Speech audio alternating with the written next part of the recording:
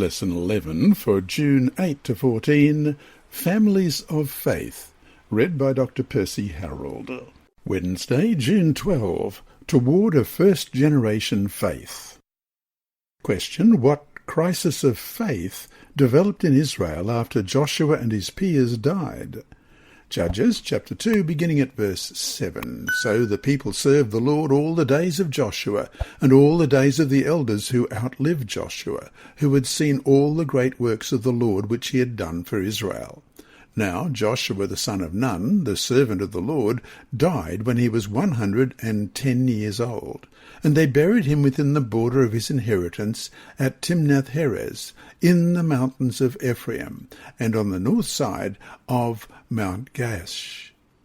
When all that generation had been gathered to their fathers, another generation arose after them, who did not know the Lord, nor the work which he had done for Israel. Then the children of Israel did evil in the sight of the Lord, and served the Baals, and they forsook the Lord God of their fathers, who had brought them out of the land of Egypt. And they followed other gods from among the gods of the people who were all around them. And they bowed down to them, and they provoked the Lord to anger. They forsook the Lord, and served Baal and the Ashtoreths. Studies of how values and beliefs in organizations such as churches are transmitted to subsequent generations show that the founders have very high levels of commitment to the beliefs. They were the ones who first championed them. Within a generation or two, many lose sight of the principles behind the values. They may go along with the organization, but often from habit. In subsequent generations, habits tend to crystallize into traditions. The founder's passion is no longer present. Question: it has been said that God has no grandchildren, only children. What do you think that means?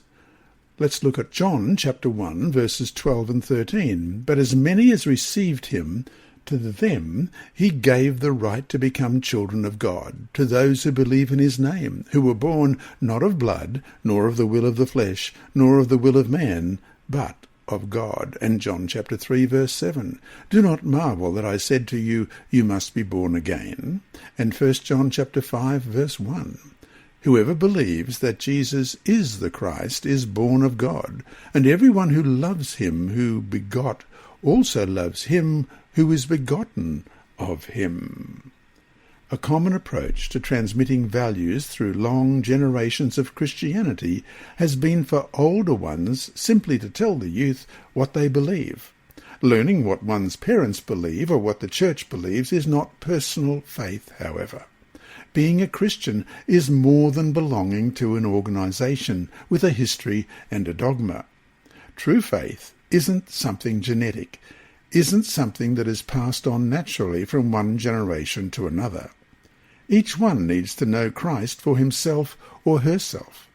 Parents can do only so much. The church as a whole, and parents in particular, need to do all they can to create an environment that will make young people want to make that right choice. But, in the end, a generation is saved or lost for the gospel, one person at a time.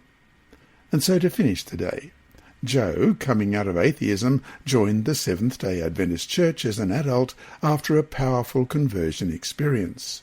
He married an Adventist woman and had a few children, whom they of course raised in the faith. One day, thinking about the spiritual condition of his children, he said, "Oh, if only my children could have the experience that I had." If you had been there, what would you have said to him?